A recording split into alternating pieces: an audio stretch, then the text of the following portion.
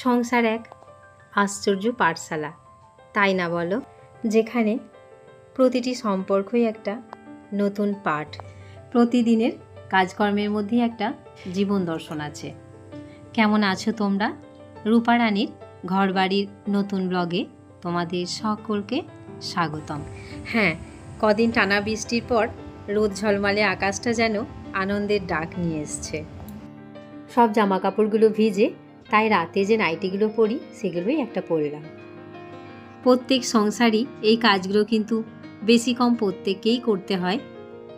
বলতে বলতেই এমন মুহূর্ত সামনে এলো, আর এর মাঝেই যদি হাতে এক ঝাড় ফুল পাওয়া যায় তাহলে কতটা আনন্দ হয় বলো?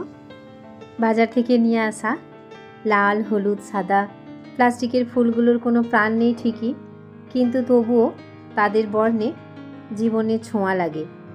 ঘর হয়ে ওঠে রঙিন মঞ্চ। এতটা লম্বা লম্বা ফুলগুলো আমি চাইনি, একটু ছোটোর ওপর চেয়েছিলাম। যাই হোক, এগুলো দিয়ে চালিয়ে নেওয়া যাবে।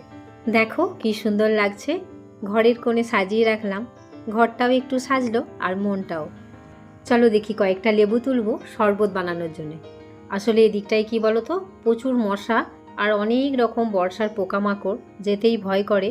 প্রচুর ফল এসছে এবার, একদম নুয়ে মাটিতে ঠেকে গেছে। আর এই দেখো, সকাল সকাল খাবারের খোঁজে বাঁদরগুলোও চলে এসছে আমাদের বাড়িতে। চালের মধ্যে বসে থাকা বাঁদরগুলো মিষ্টি কাঁঠালের গন্ধে আমার গাছ পর্যন্ত পৌঁছে গেছে। সকালের শুরুটা ভালোই ছিল। জানো তো, বাঁদরগুলো কিন্তু শোরগোল করতে আসে না, একটু হাসির দৃশ্য রাখে। আসলে কাঁঠালের দিকে তাকিয়ে ভাবছে আজকের দিনটা স্বাদেই ভরা হবে। আমি শুধু দর্শক হয়েই দেখছি, কাঁঠাল পাকুক আর না পাকুক, এই যে প্রকৃতি সাক্ষী হয়ে রইল, এটাই বা কম কি? না, কাঁঠালটা বোধহয় পাকেনি, ওদের আর ভাগযোগ করে খাওয়া হলো না, মুখ ভার করেই সব বসে আছে। শরবতটা দিয়েছি, এবার আমি পরের কাজ দেখি। আবার আজকে একটু চিকেন এনেছে, তার আবার কোটা মাটা আছে। এদের ভঙ্গিমা দেখে মনে হচ্ছে মানুষের মতো এরাও মিটিং করতে বসেছে। নিজের হাতে গাছ লাগিয়ে সেই ফুল দেখতে কার না ভালো লাগে বলো তো? এটা আমার যত্ন আর ধৈর্যের পাওনা। না, এদের দিকে তাকিয়ে থাকলে আর সময় তো থেমে থাকবে না, আমাকে এখনও রান্নাটা করতে হবে। গাছ থেকে কয়েকটা কাঁচা আর পাকা লঙ্কা তুলতে এলাম চিকেনে দেবো বলে। লঙ্কাগুলো তোলা হয়ে গেছে, এবার দুটো ফুল তুলি, ঠাকুরকে জলটা দেব। পুকুরে কতটা জল হয়েছে দেখো, এপার থেকে ওপারটা কেমন দেখতে লাগছে। বর্ষা যেন প্রকৃতিকে উজাড় করে দিয়েছে। আর ওই পারে হাজার মানুষের যাতায়াত, কোলাহল, সবাই নিজের নিজের কাজকর্ম নিয়েই ব্যস্ত।